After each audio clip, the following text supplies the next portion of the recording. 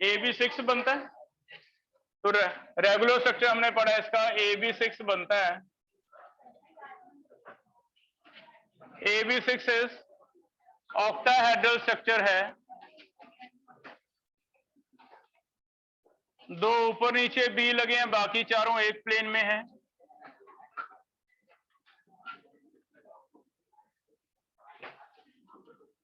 इसे हम क्या कहें, ऑक्टाहेड्रल। ठीक है।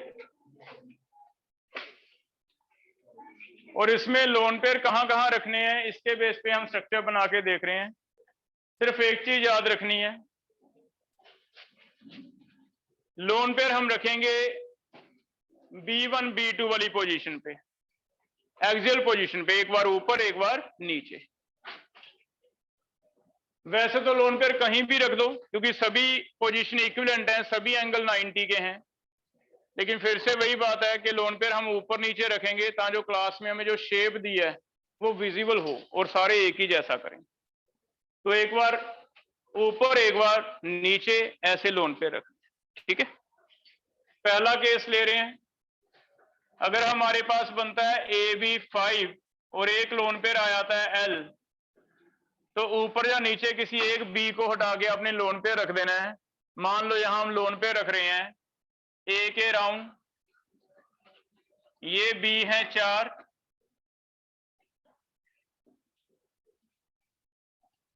नीचे एक लोन पेयर रख दिया, ऐसा एक स्ट्रक्चर बनेगा।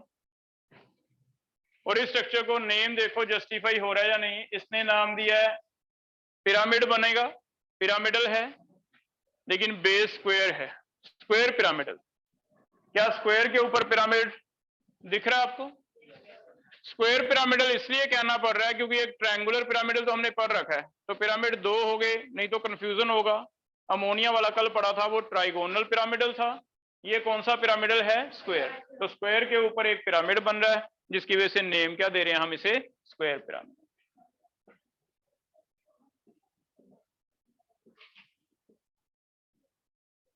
ठीक।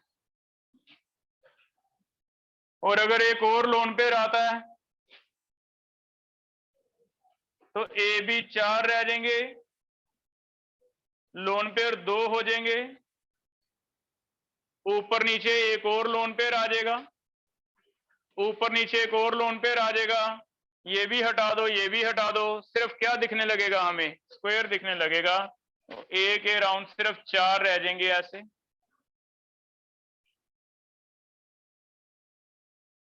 यहां भी लोन पेयर है, नीचे भी लोन पेयर है।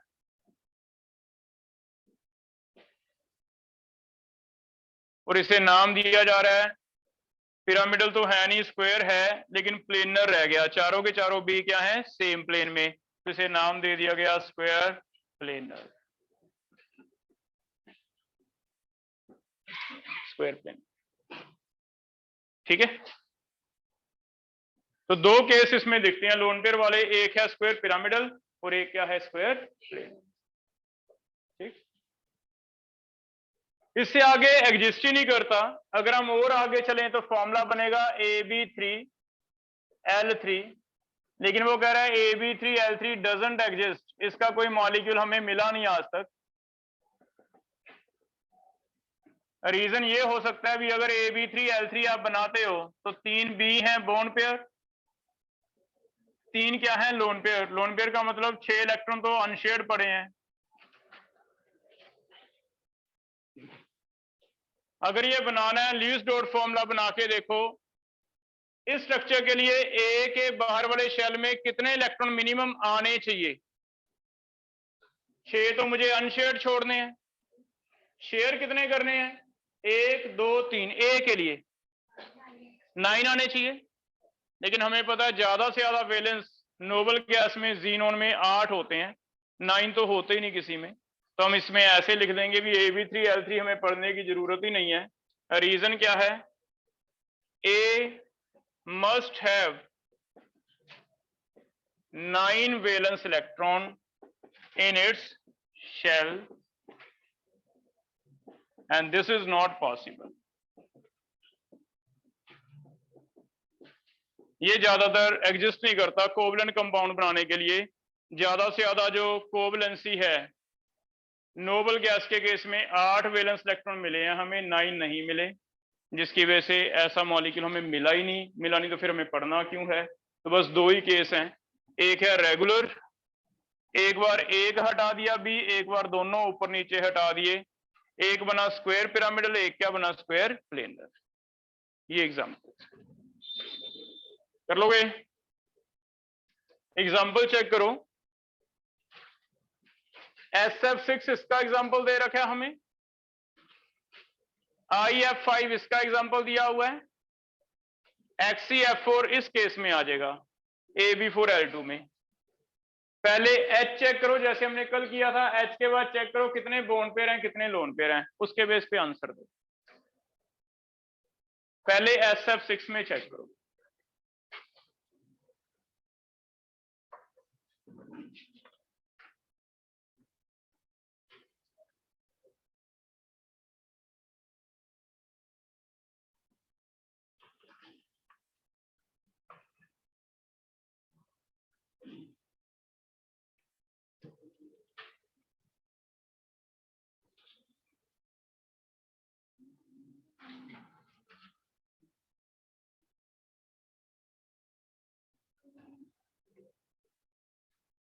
SF6 हाइब्रिडाइजेशन चेक कर रहे हैं।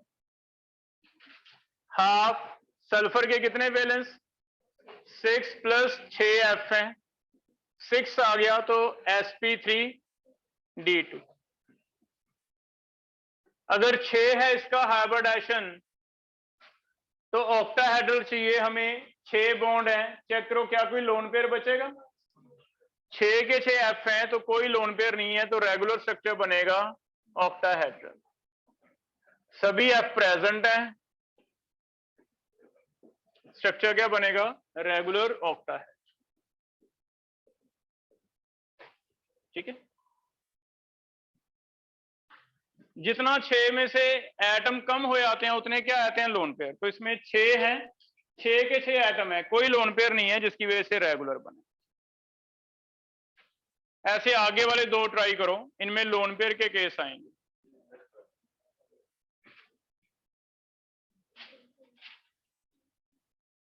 आई के लिए क्या लिखें? हाफ 7 + 5, 6 आ गया। 6 के लिए क्या होगा? sp3d2।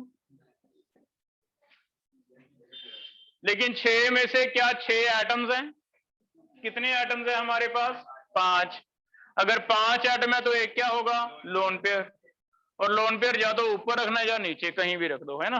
तो हम ऐसे स्ट्रक्चर बना सकते हैं भी 6 लाइंस हैं, लेकिन 6 में से एक जगह हमारा लोन पेयर है, बाकी क्या लगे हुए हैं? एटम्स। और इस तरह के शेप को स्क्वायर के ऊपर एक पिरामिड क्या क्या आए हैं हम? Square pyramidal.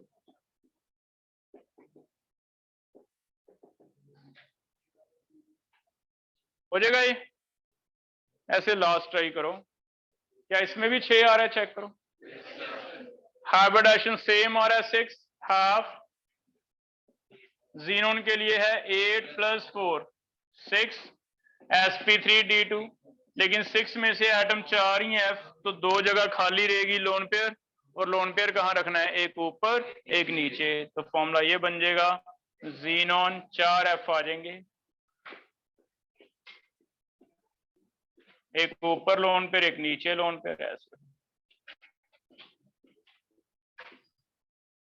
स्क्वायर प्लेनर कर लोगे बेटा? वैसे हो जाएगा।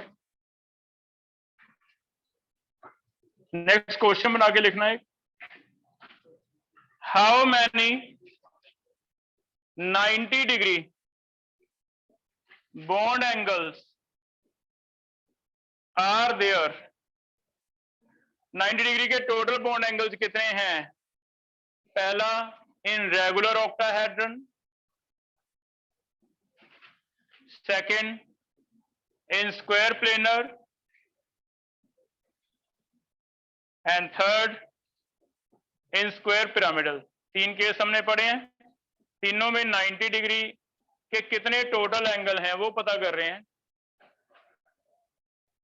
जैसे टेट्राहेड्रल में याद है 6 किए थे हमने 109 वाले, क्योंकि एक ऊपर वाले के साथ तीनों, एक आपस में तीन, तो 6 कर लिए थे। ऐसे एक ट्राई करते हैं, हाइब्रिडेशन से हटके क्वेश्चन है। पहला, ऑक्टाहेड्रल के केस में ये वाला B1, पहले B1 के बताओ कितने 90 डिग्री एंगल बनेंगे? 4 B1 के बन जाएंगे। सेम B2 के बन जाएंगे चारों के साथ, 8 हो गए। ऊपर वाला B1, नीचे से क्या होगा B2, 8 हो गए। और कोई बनेगा? चेक करो कितने और बनेंगे। तो टोटल कितने हो गए? ये वाला स्क्वायर है, इसमें जब ऊपर से लगा है तो इसका चारों के साथ एक एक 4 बनेंगे। नीचे वाला जो है इसका भी चारों के साथ एक एक 4 बनेंगे। 8 तो ये हो गए। 4 आपस में जो स्क्वायर के बीच में है तो कितने हो जाएंगे? 12। ठीक है, तो पहले वाले केस में कितने हैं? 12। सेकंड वाले में देखो, स्क्वायर प्लेनर में ये वाला स्क्वायर प्लेनर बेटा 4, सिर्फ यही 4 रह गए ना। ये देखना B1 और B2 के बीच में एक, B2 और B3, B3 और B4, B4 और फिर से B1, तो कितने हो जाएंगे? 4। तो इसमें 4 है। इसमें ट्राई करो 8, क्योंकि एक ऊपर है, 4 आपस में, 8 आना चाहिए था। लेकिन ये जेई का हमें क्वेश्चन आया हुआ है प्रीवियस ईयर, इसमें 0 है, 90 डिग्री के 0 हैं, हाँ लेस देन 90। तो ये हमें ऐसे मल्टीपल क्वेश्चन पूछेगा।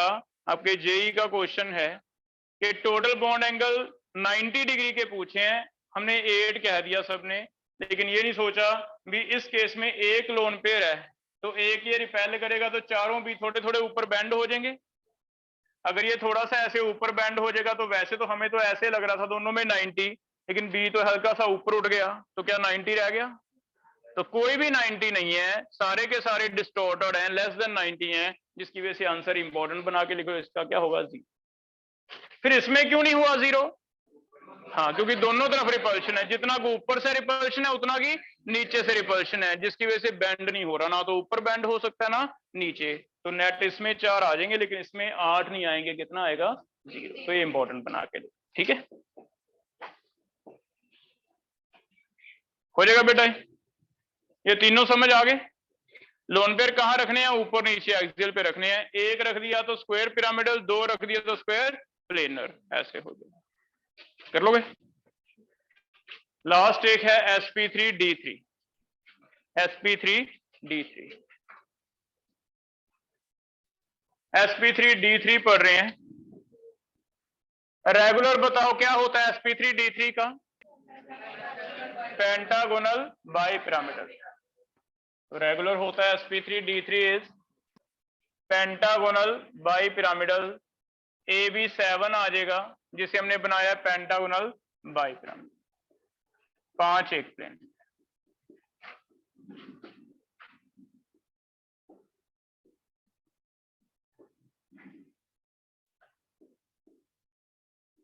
क्या किसी को इसके बॉन्ड एंगल याद है? एक्सियल कितने का होता है और इक्वेटोरियल कितने का होता है?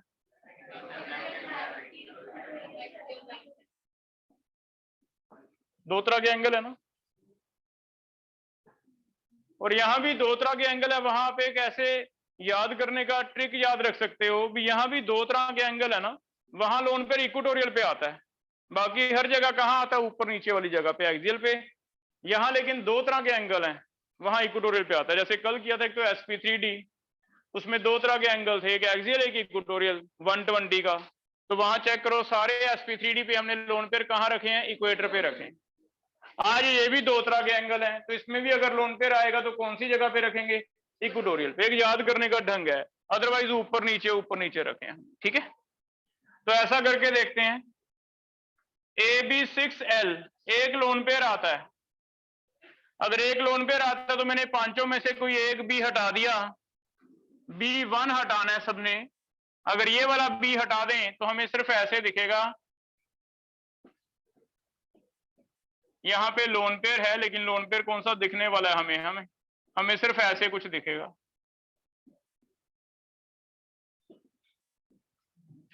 इस तरह का स्ट्रक्चर दिखेगा।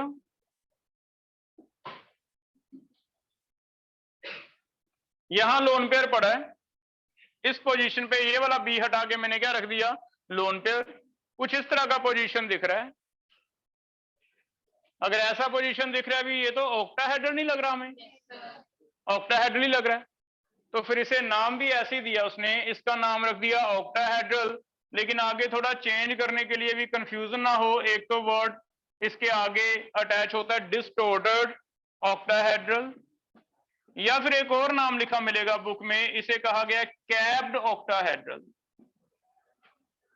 डिस्टोर्ट और कैप्ड का मतलब यह है कि दिखने में ऑक्टाहेड्रल है लेकिन एंगल 90 डिग्री के तो नहीं है, लेस देन है 90 डिग्री, जिसकी वजह से फिर ऐसे स्ट्रक्चर को यहां भी एंगल आपके एग्जैक्ट जितना एक्सपेक्टेड है उतने नहीं है, उसे एक वर्ड नाम दिया जाता है डिस्टॉर्टेड ज्योमेट्री।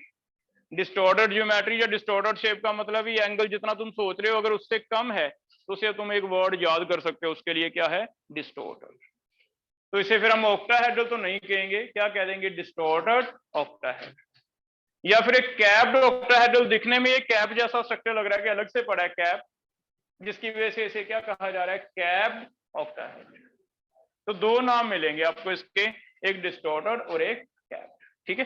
लेकिन एंगल कोई भी 90 का नहीं है, ये फर्क है। अगर तुम्हें कह दे भी इसका रेगुलर ऑक्टाहेड्रल से क्या डिफरेंस है, तो हम कहेंगे इसमें कोई भी एंगल 90 का नहीं, जबकि रेगुलर में सारे एंगल क्या होते हैं, 90 के होते हैं, इसमें कोई भी एंगल 90 का। कर लोगे ऐसे, तो इस तरह का है, ठीक है। आगे चलते हैं। इसके बाद बताओ क्या शेप बननी चाहिए, AB5 नॉट पॉसिबल, बताओ क्यों। हाँ 9 हो गए, 5 तो बी शेयर करने में चाहिए, 2 लोन पेयर 4 ये चाहिए, तो टोटल 9 चाहिए। फिर से A must have 9 valence electron, so doesn't exist, doesn't exist. अकेले ए के पास 9 होने चाहिए क्योंकि 5 तो उसने शेयर करने हैं बी के साथ, बाकी 4 उसने अनशेयर छोड़ने हैं लोन पेयर, इसका मतलब 9 चाहिए, 9 तो होते नहीं किसी में, तो फिर से इसका कोई एग्जांपल हमें मिला नहीं है अभी तक, तो इसे हमें पढ़ने की जरूरत नहीं, मींस एक ही रह गया बस केस, एक लोन पेयर वाला, और वो लोन पेयर यहां रख के सीधा याद कर लो, डिस्टॉर्टेड ऑक्टाहेड्रल, ऐसे हो जाएगा। तो ये सबसे इजी वाला है क्योंकि एक ही है लोन पेयर वाला और कोई है ही नहीं। एग्जांपल ट्राई करोगे, लिखना XeF6, XeF6 इसका एक एग्जांपल दे रखा है, xenon hexafluoride, hexa mean 6 fluoride, xenon hexafluoride क्या था, इस कैटेगरी में आता है, चेक कर लो आ रहा है या नहीं आ रहा।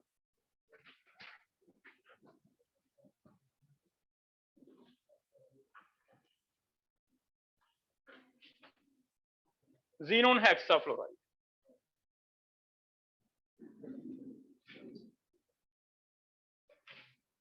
जीनोन के 8 प्लस 6F 14/2 7 आ गया, 7 आ गया तो बन गया sp3d3। 7 में से F तो 6 है, एक क्या है, लोन पेयर, एक लोन पेयर, तो फिर ऐसा बन जाएगा कौन सा, डिस्टॉर्टेड ऑक्टाहेड्रल या फिर कैप्ड ऑक्टाहेड्रल। कर लोगे। तो XeF6 एक सिंगल एग्जांपल भी, एक सिंगल ही है इसमें, इसलिए सबसे इजी वाला कह रहा हूं मैं, और कोई एग्जांपल भी नहीं है हमारे सिलेबस में, XeF6 ही आएगा जब भी कैप्ड ऑक्टाहेड्रल आता है, रेयर कोई और आता है, ठीक है। तो ऐसे हो जाएगा डिस्टॉर्टेड या फिर कैप्ड ऑक्टाहेड्रल।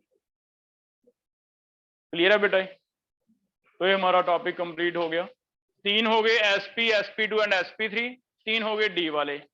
एक सिंपल सा याद करने के लिए एक ढंग है ना, याद करने के लिए ऐसे कर सकते हो भी, इक्वेटोरियल पे तो लोन पेयर तभी रखा है जब इक्वेटोरियल एंगल अलग हो, और इक्वेटोरियल एंगल 2 जगह ही अलग था, दोनों बाइपिरामिडल ज्योमेट्रीज हैं, एक तो ट्राइगोनल बाइपिरामिडल है, एक क्या है, पेंटागोनल बाइपिरामिडल, उनमें सिर्फ इक्वेटोरियल पे रखना है, अदरवाइज तो इक्वेटोरियल पे रखना नहीं, इससे आपको आइडिया होता जाएगा भी क्या क्या शेप।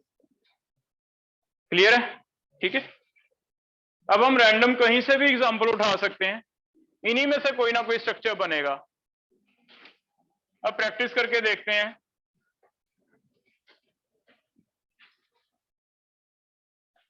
कैटायन आयन भी बीच में लेंगे। सबसे पहले sp2 से स्टार्ट हुआ है लोन पेयर वाला केस। एक है ab3, एक है ab2l। दूसरा sp3 में बताना क्या क्या केस आए हैं। ab4, ab3l, ab2l2। ab तक जाना नहीं होता हमने, है ना। थर्ड केस आया sp3d में। sp3d में आया ab5, ab4l, ab3l2। ये आगे 6 वालों में sp3d2 में ab6, ab5l, ab4l2। आगे 9 वाला केस आया था तो जाना नहीं है आगे। और लास्ट एक है sp3d3, इसमें एक ab7 है, एक ही केस है लोन पेयर वाला, डिस्टॉर्टेड ऑक्टाइल। ठीक है। अब आपको इनमें से मैं मॉलिक्यूल लिख रहा हूं, आपको पहले H निकालना है, फिर देखना है H के बेस पे 5 केस हो गए, इनमें से किसी एक में फिट होगा। लोन पेयर देख लेने हैं किस में फिट होगा, फिर उसका कॉपी से चाहे आप देख सकते हो, शेप अभी देख के ड्रॉ कर लो, 1-2 दिन में हम सीख लेंगे। ठीक है, क्लियर है। ये मैं लिख रहा हूं, पहला केस है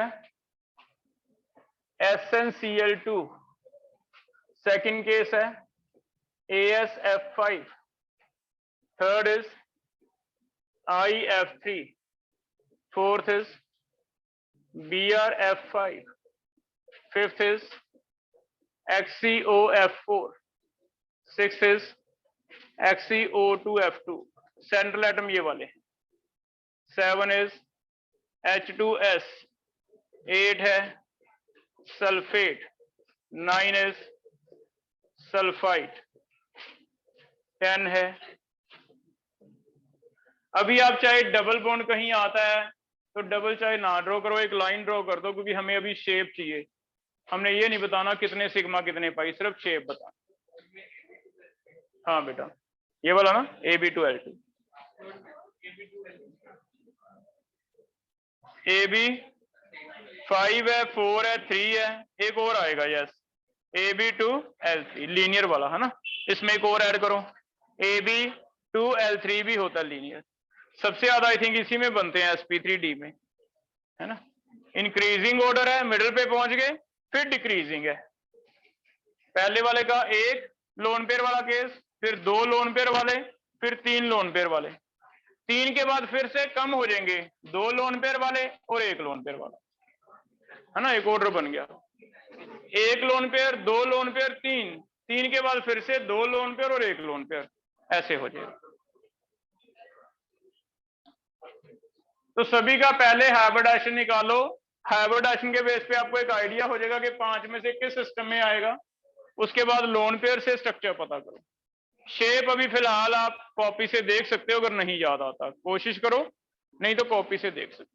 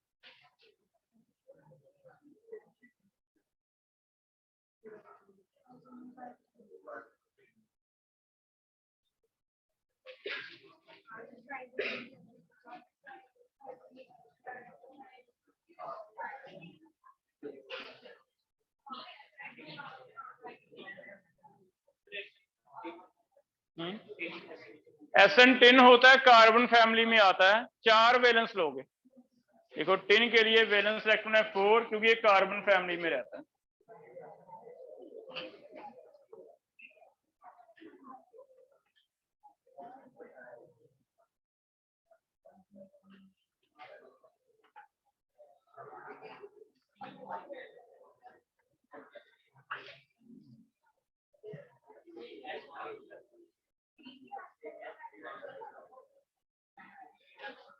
पहले का हाइब्रिडाइजेशन आ गया किसी का? कनन आप बताओ। sp2 आ रहा है, अभी चेक करो। SN में 4, 2 क्लोरीन, 6/2 तो हाफ, 4 + 2 6/2 3 sp2 आ गया। sp2 मतलब ये वाला स्ट्रक्चर है। इसमें चेक करो क्या कोई लोन पेयर है? SnCl2 है, 3 में से 2 Cl है तो एक क्या होगा? Lone pair. तो ये वाले में इसकी एग्जांपल आ गई SnCl, चेक करो। अब फिर ये वाला स्ट्रक्चर बनाते कैसे थे? Ab2L वाला V शेप, Sn के अराउंड 2 है Cl और एक क्या होता है? लोन। ठीक है, तो शेप पीछे ये वाला भी आप कॉपी पे चेक कर सकते हो कौन सा शेप आ रहा है? V शेप डिजाइन हो जाएगा। ऐसे फाइंड आउट करो सारे कौन सा किस एग्जांपल में रखना है।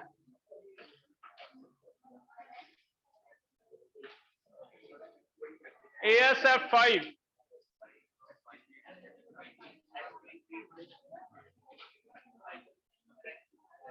sp3d आ रहा है, AsF5 sp3d आ रहा है, हाफ आर्सेनिक रहता है नाइट्रोजन फैमिली में, तो 5 वैलेंस 5 ये 5 sp3d, 5 में से 5 एटम है तो रेगुलर में आएगा, तो इसका एग्जांपल आएगा रेगुलर में। और रेगुलर का स्ट्रक्चर कैसा होता है? Pentagonal, trigonal, bipyramidal. आर्सेनिक,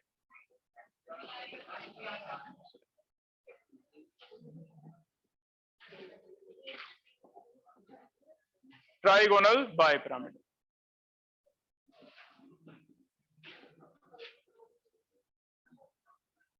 ठीक है, नेक्स्ट ट्राई करो। सात्विक स्टैंड अप, सात्विक बताओ, थर्ड का बता। हाफ कितना आ गया? 5, 5 वाले में रखना है। बताओ 5 वाले में कितने लोन पेयर वाला केस बनता है? ये IF3 AB3L2 में रखना है। अभी बैठो, ये बन गया IF3 AB3L2 में। अब AB3L2 का शेप कैसा होता था? कॉपी पे चेक करो, क्या ये T बनता है? क्योंकि लोन पेयर 2 वाली साइड रखेंगे हम, 2 वाली साइड दोनों लोन पेयर रख दिए तो ऐसे दिखेगा हमें F F F और 2 क्या है? नाम क्या था? T, क्योंकि लोन पेयर सारे इक्वेटोरियल पे रखने हैं आपने। ठीक है, हो जाएगा ये। आगे चल रहे हैं। मीत सिंह, BrF5 में बताओ बेटा H कैसे निकलेगा? ब्रोमीन के कितने वैलेंस? हेलोजन के लिए कितने वैलेंस होते हैं? जितने ऊपर लिए थे आयोडीन के, कितने? फ्लोरीन में कितने? फ्लोरीन का एटॉमिक नंबर क्या है? उसे बोलने दो। फ्लोरीन का एटॉमिक नंबर क्या है?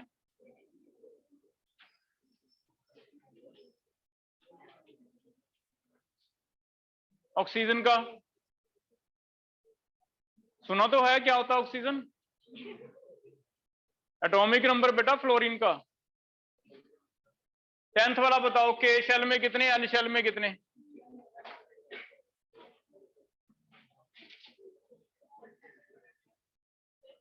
तुम्हारे साथ वाले को पढ़ा जाए, आप बैठ जाओ। तो बताओ अभी फ्लोरीन के लिए कितने वैलेंस इलेक्ट्रॉन आएंगे? कितने आएंगे? 5 इलेक्ट्रॉन आएंगे वैलेंस फ्लोरीन में। एटॉमिक नंबर कितना है फ्लोरीन का? बाकी करते रहो, अपना करते रहो।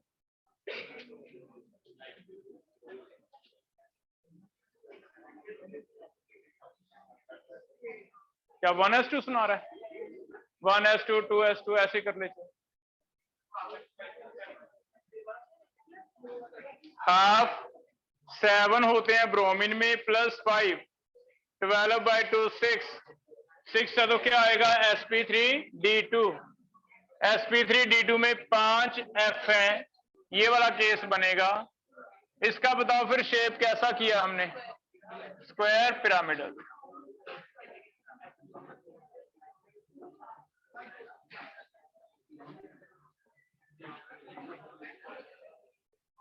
ठीक है, ये बनेगा स्क्वायर पिरामिड। चेक करो। नेक्स्ट XCOF4, ऋषभ हाइब्रिडाइजेशन बोल। 6 sp3d2 आ रहा है, 6 में से एटम कितने हैं 5, तो एक लोन पेयर वाला केस बना। चेक करो 6 में एक लोन पेयर वाला केस, ये 6 है, एक लोन पेयर, फिर से सेम बन गया। क्या शेप बनेगा, स्क्वायर पिरामिडल। तो इसका भी शेप क्या बना, square pyramidal. XC shape same बना लोगे।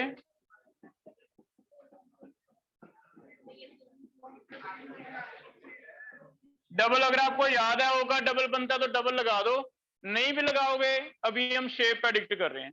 ठीक है, अगर याद रहता है किसी को भी हो तो डबल बॉन्ड बनाता है तो डबल लगा दो, सिर्फ ओ के केस में डबल लगेगा, नहीं भी लगाओगे तो गलत नहीं करेगा क्योंकि हम सिर्फ शेप बना रहे हैं। ठीक है, स्क्वायर पिरामिडल हो जाएगा बेटा। नेक्स्ट XCO2F2 हाफ 8 + 2 5 आ गया, 5 में से 4 एटम है, सेम आएगा नहीं, 5 ये वाला है, 5 आ गया, 4 एटम है, ये वाला बनेगा, सीसा बनता है इसका, तो सीसा XCO2। अब F कहां रखें और O कहां रखें, यहां इक्वेटोरियल और एक्सियल वाला केस आता है, खासकर इसमें थोड़ा सा डिफरेंस होता है भी, O कहां रखें F कहां रखें। इसमें लिख लो एक्सियल पोजीशन पे आता है मोर इलेक्ट्रोनेगेटिव एटम, लिख लो, इसका रीजन हम बाद में वेसेपर थ्योरी में एक्सप्लेन करेंगे, अभी आप इंपॉर्टेंट बना के लिख लो। sp3d के केस में, in case of sp3d more electronegative atom should be present at axial position. In case of sp3d more electronegative atom should be present at कहां पे, axial। तो O या F कौन सा ज्यादा इलेक्ट्रोनेगेटिव है, F, तो F रखो एक्सियल पे, O कहां रखो, इक्वेटोरियल। ठीक है, तो XCO2F2 में आप शेप ऐसे बना सकते हो,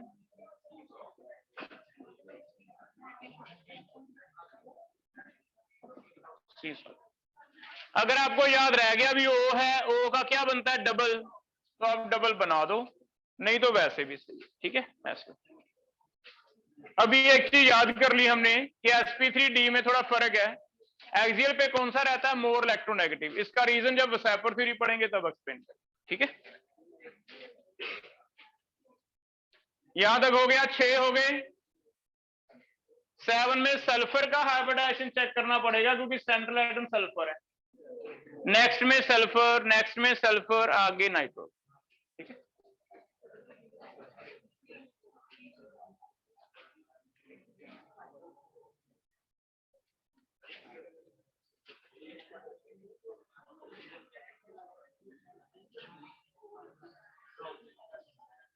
S2S में सल्फर का क्या आ रहा है, sp3 आ रहा है, चेक करो भी sp3 हाफ 6 + 2 4 आ रहा है sp3, तो S2S से sp3 आएगा। sp3 में 4 हैं लेकिन 4 में से एटम कितने हैं, 2, तो 2 लोन पेयर, ये वाला बनेगा Ab2L2 V शेप।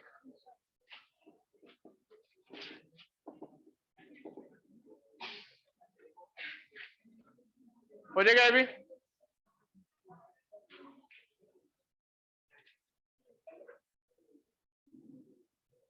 आगे देखो 3 रह गए। नेक्स्ट ट्राई करो, सल्फेट टेट्राहेड्रल आ रहा है, चेक करो। सल्फर का 6, O के 0 हैं, +2 नेगेटिव, तो 2 ऐड हो जाएंगे, हाफ 6 + 2 8/4 sp3। 4 में से चारों एटम है, अगर चारों एटम में कोई लोन पेयर नहीं है तो रेगुलर बनेगा टेट्राहेड्रल, रेगुलर टेट्राहेड्रल सल्फेट। ठीक है। अगर अनाइंस है तो आप ऐसे बना सकते हो, टेट्राहेड्रल बना लो, नेगेटिव चार्ज जितना भी है किसी एक पे दिखाने की बजाय ऊपर दिखा दो, ब्रैकेट लगाओ, ब्रैकेट के बाद जो भी चार्ज है पॉजिटिव या नेगेटिव ऊपर दिखा सकते हो, ऐसे दिखा सकते। ठीक है, पॉजिटिव है तो दिखा दो, नेगेटिव है तो। हो जाएगा बेटा। आगे देखो, sp3 सेम आ रहा है, sp3, लेकिन एक क्या आएगा, लोन पेयर, तो ए को हटा देते हैं। कौन सा वो हटाना पड़ेगा, ऊपर से हटाना है, ऊपर से हटाना है तो 3 नीचे वाले ओ रख लो, यहां लोन पेयर। क्या नेम है इसका, पिरामिड, ये बनेगा पिरामिड। ठीक है, और लास्ट ट्राई करो,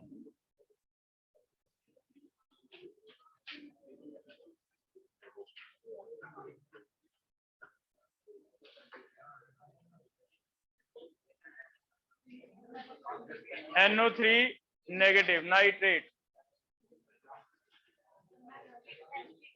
हाफ नाइट्रोजन के 5 + 1 6/2 3 आ गया, sp2, sp2 में रेगुलर बनेगा नाइट्रेट का,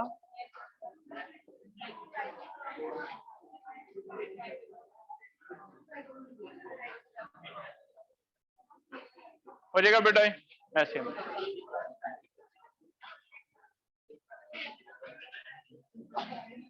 कर लोगे ऐसे क्वेश्चन, ठीक है, क्लियर है, सारे स्ट्रक्चर याद हो गए हमें।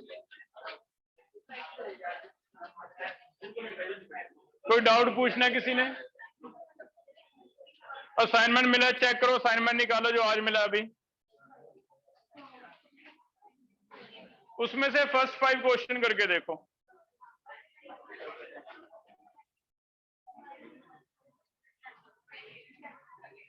जैसे पहला क्वेश्चन देखो,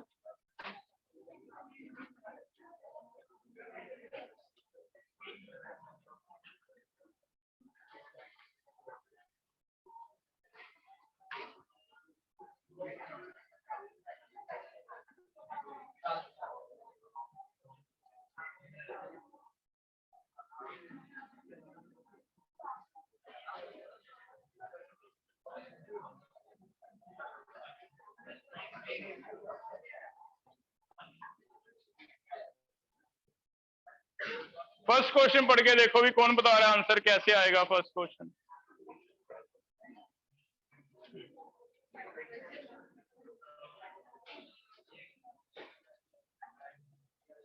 एक देना बेटा। Which of the following species maximum atom can lie in same plane? एक ही प्लेन में मैक्सिमम एटम आते हैं, चेक करो कौन बताएगा।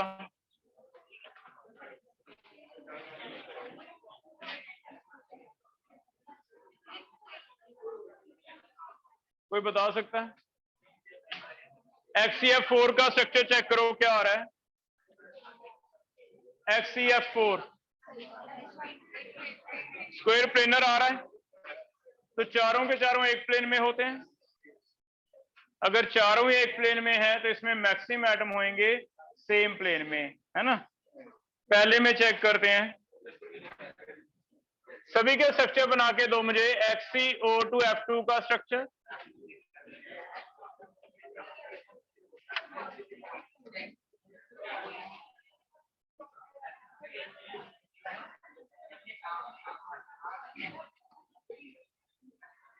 सबके स्ट्रक्चर ट्राई करो क्या क्या आ रहे हैं।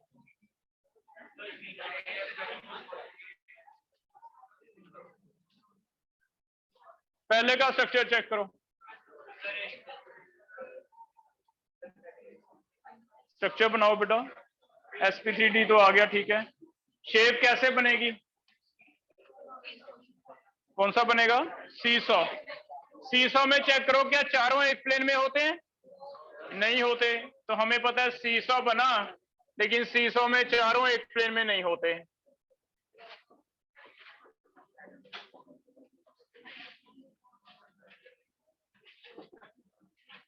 एक होता है परपेंडिकुलर अबव द प्लेन, एक होता है बिलो द प्लेन, है ना, जिसकी वजह से चारों सेम प्लेन में नहीं है। तो हम कहेंगे चार सेम प्लेन में नहीं है। इसमें चेक करो, इसमें चेक करो, इसमें हमने अभी देखा था कितने सेम प्लेन में है, 4।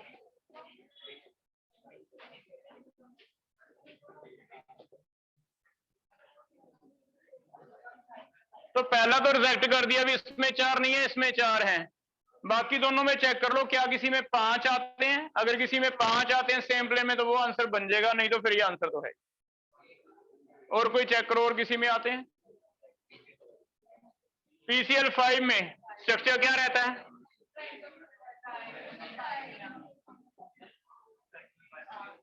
मैक्सिमम कितने एटम है जो एक प्लेन में है, 3। इसमें मैक्सिमम जो एक प्लेन में है 2 रह गए, क्योंकि एक तो लोन पेयर है। तो मैक्सिमम इन वन प्लेन, इसमें है 2, इसमें है 3, इसमें है 4, लास्ट एक ये रह गया, इसमें चेक कर लो। आर्सेनिक, आर्सेनिक है नाइट्रोजन फैमिली का मेंबर, इसका हाइब्रिडाइजेशन और शेप ट्राई करो। हाफ आर्सेनिक के कितने हैं, 5 + 4 9 -1 8 8/2 4 आ गया, 4 आ गया तो टेट्राहेड्रल है। क्योंकि केटाइन है तो ऐसे ब्रैकेट लगा के बाहर केटाइन लगा दो, केटाइन है ना, ऐसे कर। टेट्राहेड्रल में बेटा मैक्सिमम 2 ही एक प्लेन में हो सकते हैं एक टाइम पे, क्योंकि नीचे एक ट्रायंगल बनी हुई है, ये भी बाहर की तरफ जाएगा, ये भी बाहर की तरफ जाएगा। तो टेट्राहेड्रल में लिखो, टेट्राहेड्रल में मैक्सिमम 2 एक प्लेन में हो सकते हैं। ये देखो ध्यान से समझते हैं इसे। टेट्राहेड्रल कैसे होता है, 3 होते हैं ऐसे नीचे, एक होता है ऊपर। इसमें से ध्यान से देखो, अगर मैं ये वाले 2 प्लेन में इसमें ले लूं, ब्लैक वाला और ब्लू वाला, 2 एक प्लेन में आ गए, एक बाहर की तरफ जाएगा, एक क्या आएगा, अंदर की तरफ। अगर ये दोनों एक प्लेन में ले लें, हैंड रख लिया, ये प्लेन है, मैक्सिमम एक टाइम पे 2 ही एक प्लेन में हो सकते हैं। कैसे, ये देखो ये प्लेन है, या तो ये वाले दोनों एक प्लेन में आ जाएं, ये एक प्लेन में दिख रहे हैं, प्लेनो पेपर है, या फिर ये दोनों एक प्लेन में आ जाएं। चारों तो मैं नहीं ले सकता ना किसी भी तरह। इट मींस मैक्सिमम से मैक्सिमम टेट्राहेड्रल में लिख लो कितने एक प्लेन में आ सकते हैं, 2। समझ आ रहा है, इसे अब याद रखोगे आगे से। लिखो, in tetrahedral maximum atoms in one plane कितने हो सकते हैं, 2। अब आंसर दो फिर इसका।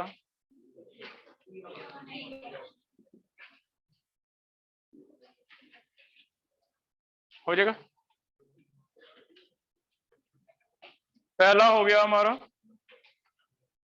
सेकंड भी एक इंपॉर्टेंट क्वेश्चन है। क्या लिखा हुआ है, I3 1 नेगेटिव, है ना। अब I3 1 नेगेटिव को आप ऐसे लिखोगे, क्योंकि एक सेंट्रल एटम है और बाकी क्या है, साइड। थर्ड है, चलो पहले थर्ड कर लो। थर्ड में I3 नेगेटिव को ऐसे लिखना सीखो, क्योंकि इसमें तो हमें A और B दिख ही नहीं रहे, सारा एक ही एटम दिख रहा है, तो हमने इसी में से एक I अलग कर दिया, 2 I अलग कर दिया। तो इसे ऐसे लिखना है I2 नेगेटिव। कभी ऐसे आ जाए Br3 नेगेटिव, इसे ऐसे लिखना है Br2 नेगेटिव। कभी आ जाए Cl3 नेगेटिव, तो इसे ऐसे लिखना है Cl2 नेगेटिव। ठीक है, इट मींस समझ रहे हो मल्टीपल क्या है। बेसिक सीखने से नहीं आएंगे जब तक तुम मल्टीपल प्रैक्टिस नहीं करोगे। बेसिक तो आ गया हमें कि ये शेप्स बनेंगी बस, लेकिन उतने से काम नहीं चल रहा। पहला क्वेश्चन भी डिफरेंट था, प्लेन्स वाले क्वेश्चन पूछा जा रहा है, दूसरा भी बिल्कुल डिफरेंट दे दिया, ऐसे लिखना है। तो जब तक तुम प्रैक्टिस नहीं करोगे तब तक नहीं आएगा, अलग अलग चीजें मिलेंगी हमें। ठीक है, तो इसे ऐसे लिखना है। अब करके देखो थर्ड का क्या आंसर आ रहा है तुम्हारे अकॉर्डिंग।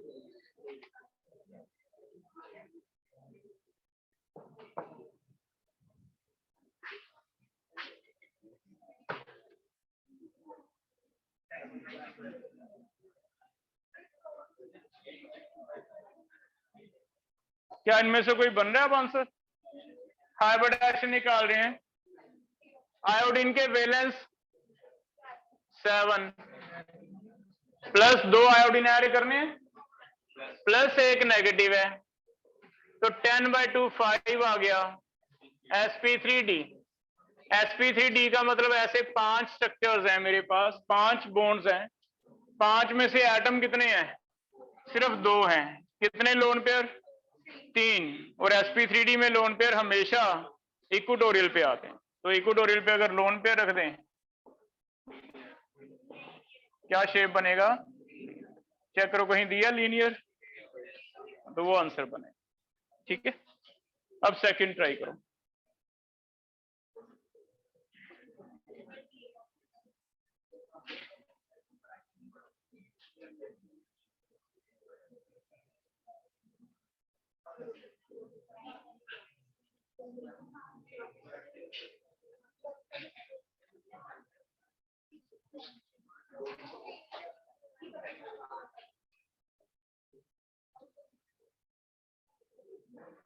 नेक्स्ट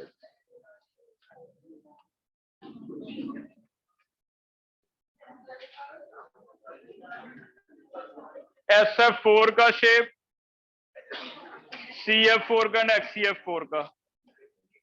चेक करो क्या क्या शेप्स आ रहे हैं।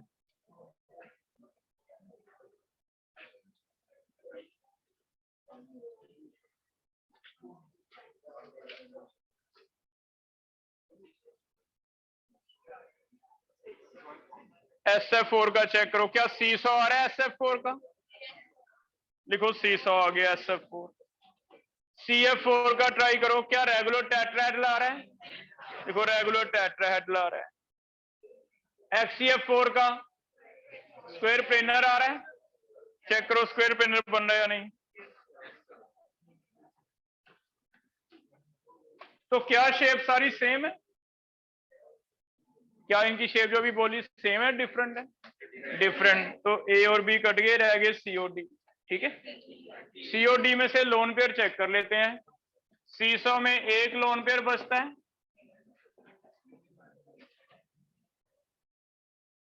CF4 में टेट्राहेड्रल में कोई भी लोन पेयर नहीं बचता, रेगुलर है। XCF4 में 2 लोन पेयर बचते हैं।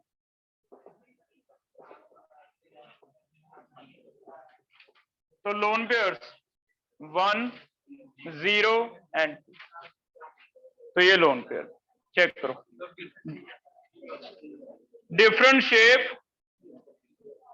0 1 एंड 2 लोन पेयर रिस्पेक्टिवली, जब 1 0 एंड 2 कौन सा आएगा? डी करो, डी कर ले। चेक करो भी, इसका आंसर गलत दिया हुआ है, पीछे सही दिया हुआ है, सी दिया। 4 का डी नहीं आ रहा बेटा, आंसर चेक करना।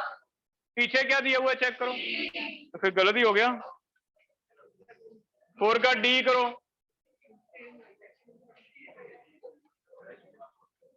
फोर का आंसर चेंज है बेटा, डी होगा। समझ आ रहा है?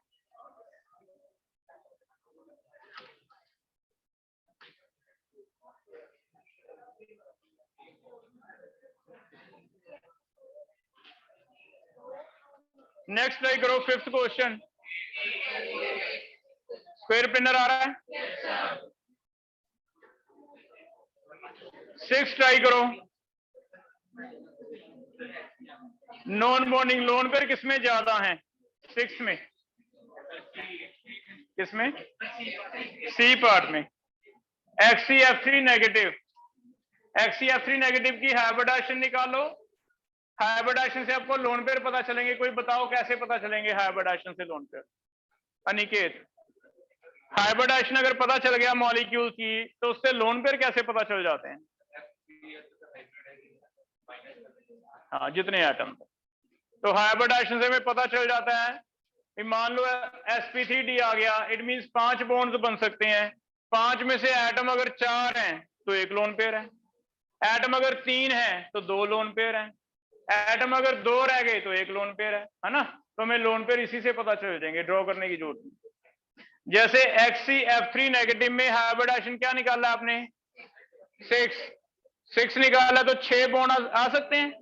6 में से एटम कितने हैं, 3, तो कितने लोन पेयर हैं, 3, तो सीधा ऐसे निकाल। ठीक है, तो लिखो XCF3 नेगेटिव में 3, बाकियों में सभी में चेक करो,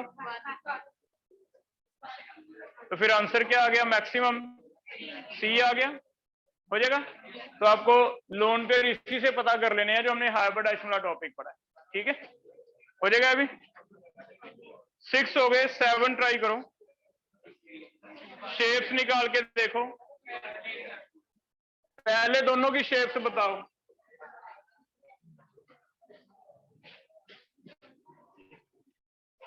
कल का लेक्चर नहीं देखा आपने वंशी का? लेक्चर शेयर होता है बेटा, जब ग्रुप में नहीं हो आप, आज शेयर करूंगा, देख लेना दोनों। ठीक है, पहले का NO2 positive and NO2 negative, पहले का लीनियर आ रहा है NO2 पॉजिटिव, NO2 नेगेटिव का एंगुलर आ रहा है, चेक करो।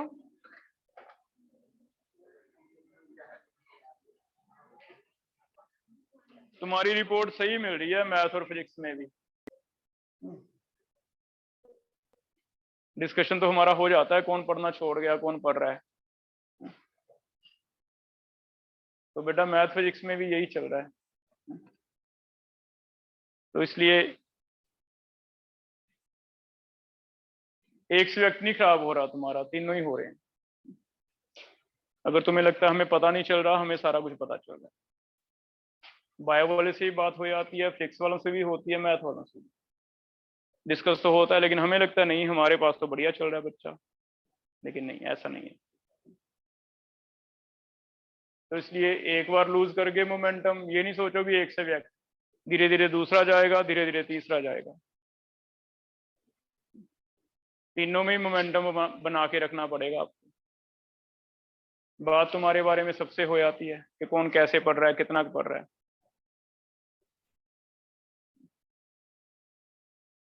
तो बेटर है ढंग से पढ़ो, नहीं तो फिर तीनों ही ट्यूशनों से भी हो सकता है जाना पड़े तुम्हें, एक से नहीं, इतना भी हम कर सकते हैं कि सिर्फ एक से नहीं निकाले जाओगे, हो सकता है तीनों से निकाले जाओ अगर ढंग से नहीं पढ़ोगे तो सीरियसली पढ़ने लगो। तुम्हें रोज तो यही चीज बताते हैं, तुम्हें उससे कोई फर्क ही नहीं पड़ता। तुम्हें कल भी बताया, अभी 20 बच्चे निकले हैं लेकिन रैंक फिर भी पीछे हैं, 690 नंबर लेके भी किसी पे कोई असर हुआ, थोड़ा सा भी कोई असर नहीं हो रहा। तुम पे असर क्यों नहीं हो रहा, तुमने क्या जाना नहीं उस रास्ते पे, सेम ही तो है ट्रैक हमारा, उसी को तो फॉलो करना है हमने ना। बताया था ना कि 20 बच्चे निकल गए मेडिकल के, लेकिन 690 लेके भी रैंक 350 बना, और 5 नंबर पे 200 200 300 300 रैंक का फर्क। जेई में तो उससे भी बदतर है सिचुएशन, तो समझ ही नहीं आ रहा, परसेंटाइल है। लेकिन हमें क्या फर्क पड़ता है, हम जैसे 10th करके +2 कर देंगे। घर वालों को फर्क पड़ता है बेचारों को, जो हाई होप्स लेके बैठे हैं, हमारे पास डेली आता है फोन, हाँ जी हमारा बच्चा कब डॉक्टर बन रहा है, हमारा बच्चा कब IIT में जा रहा है, उनको फर्क पड़ रहा है बेचारों को। तो बेटा 10th जैसा नहीं है सिस्टम, 10th ऐसा नहीं है। तुम्हें अपने साथ पहले क्लास में कंपटीशन आगे आना है, फिर बठिंडा में आना है, फिर पंजाब में आना है, फिर जाके ऑल इंडिया लेवल पे कंपटीशन है। और तुम अपने फ्रेंड से भी कंपीट नहीं कर रहे, बातें कर ली चले गए, बस इतना। मुश्किल तुम्हें इसलिए लग रहा है क्योंकि हमारा फोकस सिर्फ रिजल्ट ओरिएंटेड रहता है कि क्वेश्चन ये भी आ सकता है, ऐसे भी आ सकता है ना। अगर हमें रिजल्ट से कुछ ना लेना होता, हम भी वैसे ही पढ़ाते, बेसिक पढ़ाते रहते। तो इसलिए सीरियसली होके पढ़ने लग जाओ, इतना इजी नहीं है काम। ये वाला संडे डिस्कस करेंगे, बाकी जो क्वेश्चन रह गए 6 हुए हैं अभी, है ना, घर पे सॉल्व करके रखो, कल का टेस्ट होगा क्लास में। ठीक है, ये ले लो।